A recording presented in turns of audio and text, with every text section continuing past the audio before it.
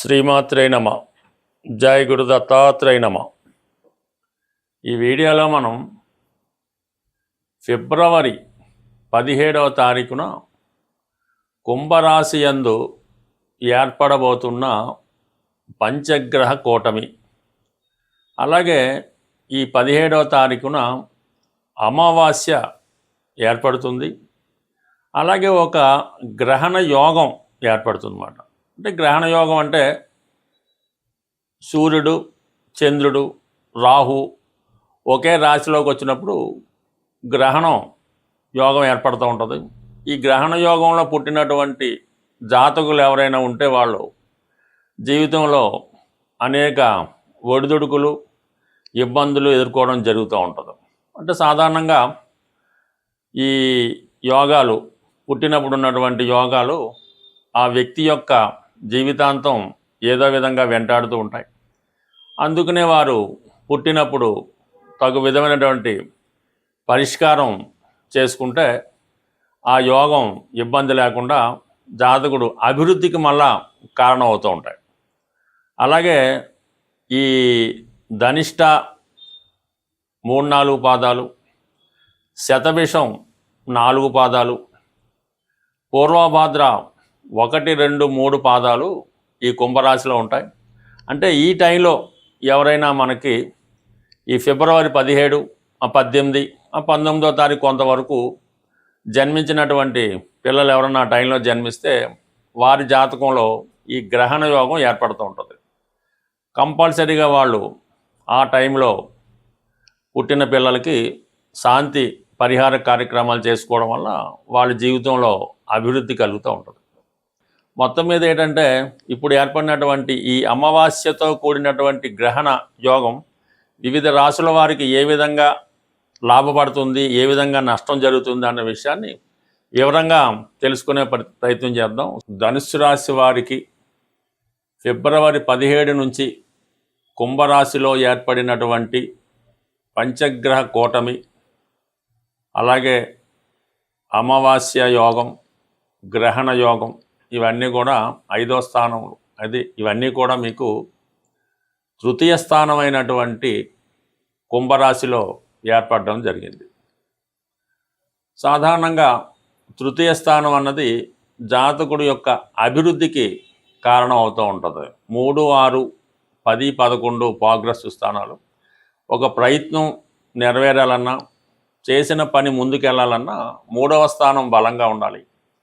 3వ స్థానం అన్నది విక్రమస్థానం, అలాగే భాతృస్థానం. అంటే అన్నదమ్ముల సహకారం కానీ బయట జనాల యొక్క సహకారంతో జాతకుడు తన అభివృద్ధికి చేసే ప్రయత్నాలన్నీ కూడా 3వ స్థానంలో కనబడుతూ ఉంటాయి. అంటే 3వ స్థానం బలంగా ఉంటేనే జాతకుడు ప్రారంభించిన పని ముందుకు వెళ్తూ ఉంటుంది.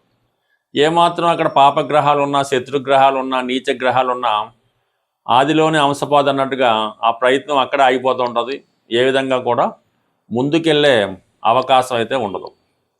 అలాగే ఏదన్నా చిన్న చిన్న ప్రయాణాలు, అగ్రిమెంట్లు, కొత్త వ్యవహారాలు స్టార్ట్ చేయడం, అలాగే రైటర్స్, రచయిత, పాటలు రాసేవాళ్ళు, కథలు రాసేవాళ్ళు ఎవరన్నా ఉంటే వాళ్ళకి 3వ స్థానం బాగుంటే వాళ్ళు చక్కగా రైటింగ్స్, కథలు, రచనలు చేస్తూ ఉంటారు. సినిమా రంగంలో రాణించాలన్నా కూడా తృతీయ స్థానం అంటే కాన్ఫిడెన్స్ బలంగా ఉంటే వాళ్ళు కూడా రాణించే అవకాశం ఉంది. అయితే ఇప్పుడు ఇక్కడ ఏర్పడినటువంటి 5 గ్రహాలు ఈ పరస్పరం శత్రుగ్రహాలు అవ్వడం వల్ల రాహు 3వ స్థానంలో ఉండడం అన్నది చాలా వరకు జాతకుడు ధైర్యంగా ముందుకు వెళ్ళడం, పెద్ద పెద్ద వ్యవహారాలు చేయడం జరుగుతూ ఉంటుంది. ఇక్కడ రవి, చంద్రుడు కలటం జరిగింది. అంటే చంద్రుడు అష్టమాధిపతిగా రాహుతో కలిసి ఉండడం వలన కొన్ని అడ్డంకులు ఏర్పడడం జరుగుతూ ఉంటుంది. స్మూత్గా వెళుతున్నటువంటి వ్యవహారం సడన్గా ఆగిపోవడం, ఏదో కారణం వల్ల పనికి బ్రేక్ కలుగుతూ ఉంటుంది. రవి కూడా అక్కడ ఏర్పడడం జరిగిందన్నమాట. న్యాయంగా వెళ్ళే వ్యవహారంలో ఎవరో ఒకరు జోక్యం చేసుకొని మీ యొక్క వ్యవహారాలని టర్న్ చేయడం జరుగుతూ ఉంటుంది. అంటే ఈ విధంగా చేయకుండా ఇంకో విధంగా చేయండి, మీకు అందులో బాగా లాభం కలుగుతూ ఉంటుంది.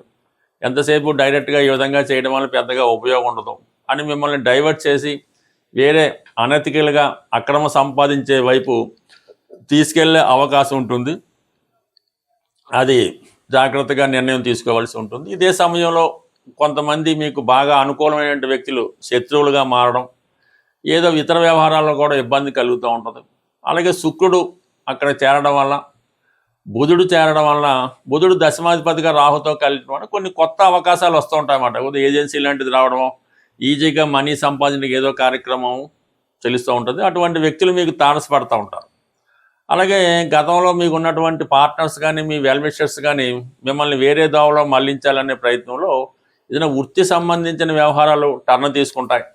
ప్రస్తుతం చేస్తున్నటువంటి వృత్తి కాకుండా వేరే వృత్తిలోకి మారడానికి ఈ గ్రహస్థితి కొంతవరకు అవకాశం ఉన్నది. ఈ శుక్రుడు వల్ల ఏంటో కొన్ని కొత్త పరిచయాలు ఏర్పడతాయి. శుక్రుడు రాహు ఏర్పడడం వల్ల చాలా కాలంగా మీకు గతంలో కలిసి విడిపోయిన వాళ్ళు, కొత్త వాళ్ళు మీతో పరిచయం అయ్యే అవకాశం ఉంది. వాళ్ళతో మీరు కొంతవరకు ప్యారలల్గా ప్రయాణం చేయడం వల్ల చాలా వరకు అది మానసిక ఆనందానికి సంబంధించి, అంటే ఏదో కొత్త స్త్రీలు ఫ్రెండ్స్ అవ్వచ్చు, స్నేహితురాలు అవ్వచ్చు, వాళ్ళు పరిచయం అవడం వల్ల వారి సమస్యలు మీరు కూడా భరించవలసి ఉంటుంది. వాళ్ళ కష్టాలు మీరు భరించడం వల్ల మీ కొంత ఎనర్జీ వాళ్ళ కోసం ఖర్చు పెట్టడం వల్ల ఇది కొంతవరకు సొసైటీలో కొంత బ్యాడ్ నేమ్ లాంటిది రావడం జరుగుతూ ఉంటుంది.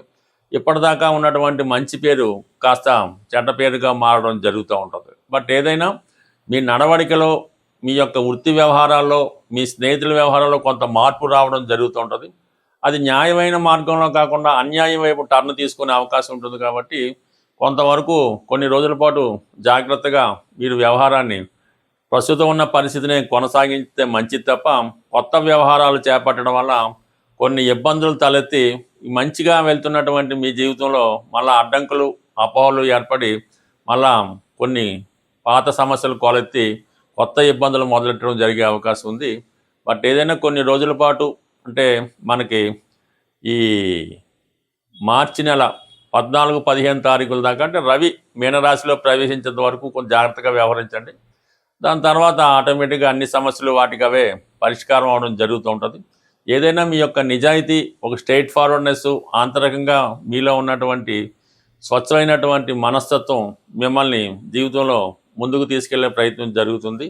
ఏమాత్రం అన్యాయం వైపు మళ్ళినా ఇప్పటిదాకా సంపాదించుకున్నటువంటి మొత్తం గుడ్ విల్ పాడయ్యే అవకాశం ఉంటుంది.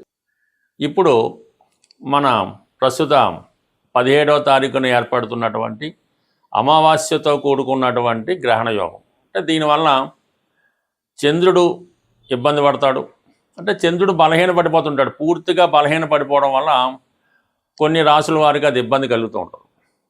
అలాగే రవి ఎప్పుడూ బలవంతుడిగానే ఉంటాడు, కానీ గ్రహణం పట్టిన సమయంలో రవి కూడా బలహీనం పొందుతూ ఉంటాడు. కంప్లీట్గా ఆ యోగ ప్రభావం వల్ల రవి తన సంపూర్ణ ఫలితాలు ఇవ్వడంలో ఆసక్తులు అవుతుంటాడు.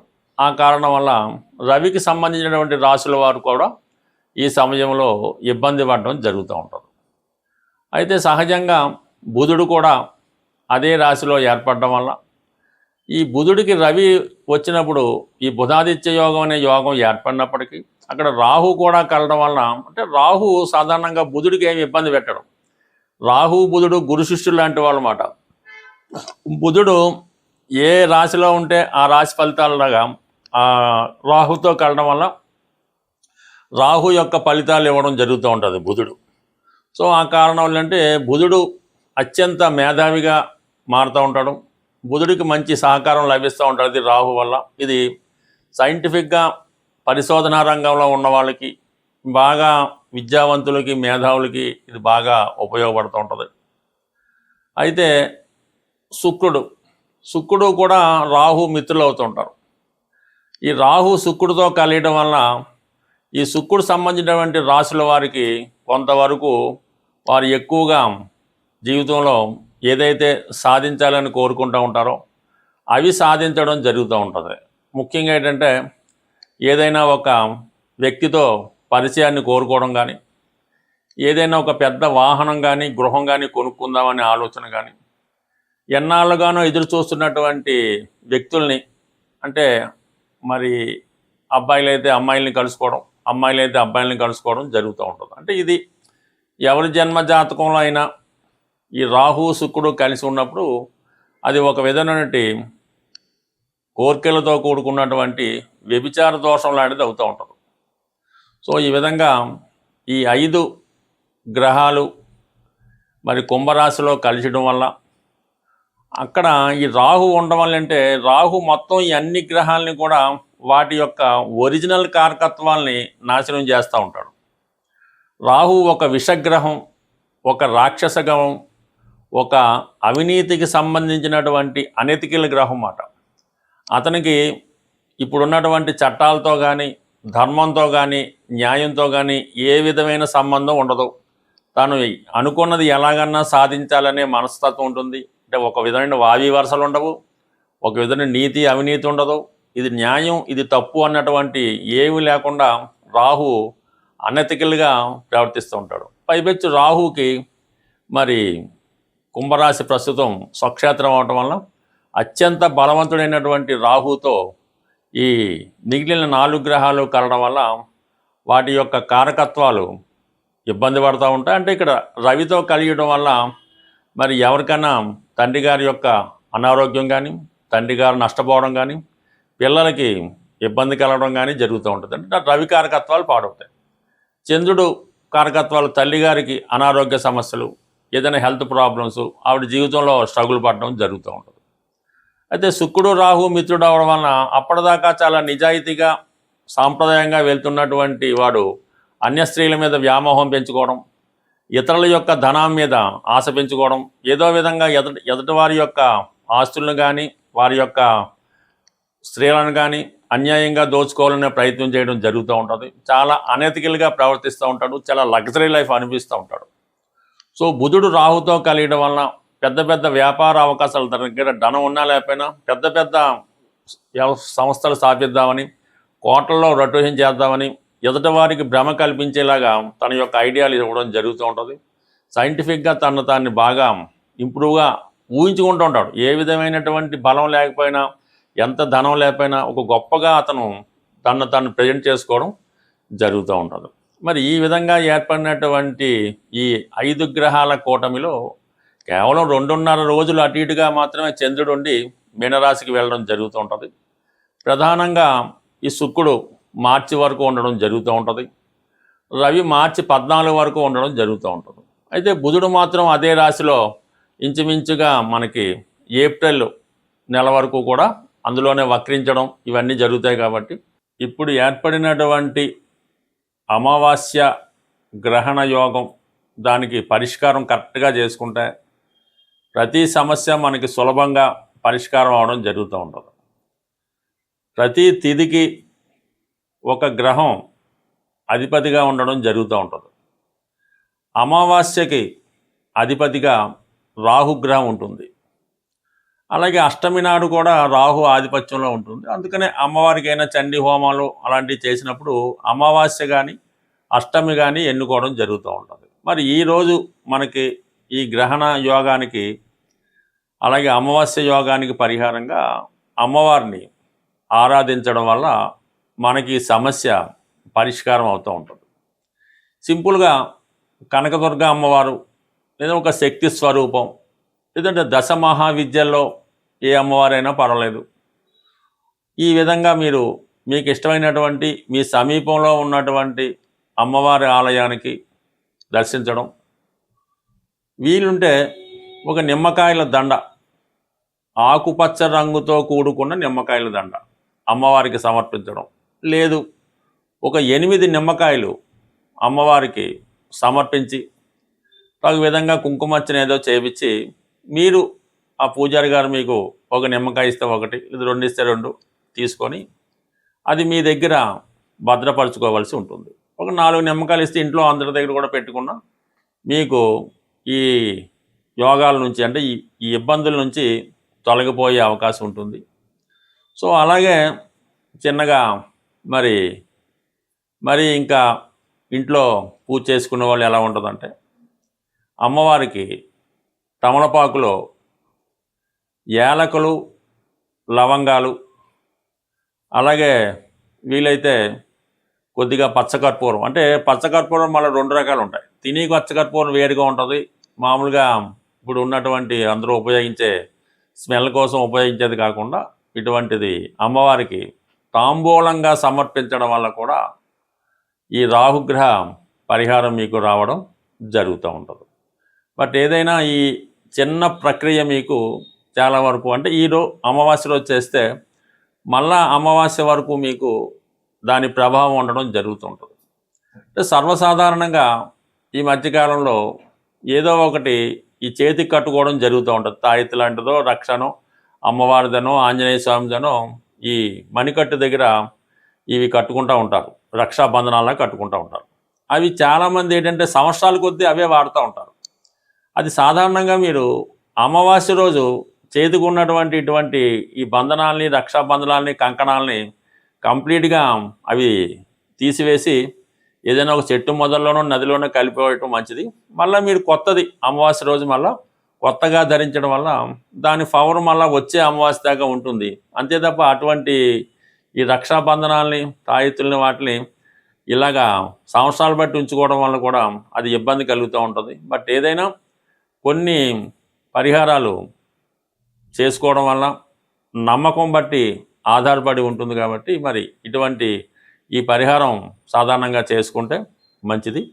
సో ఏదైనా మీరు అమ్మని నమ్ముకుంటే అన్నీ ఉన్నట్టే అని ఏదైనా ఈ గ్రహణ యోగం నుంచి తొలగాలంటే మీరు గట్టిగా పట్టుకోవడం అమ్మవారి యొక్క పాదాలు, ఆ సమస్య అదే మీకు సాల్వ్ అవుతుంది. స్వస్తి.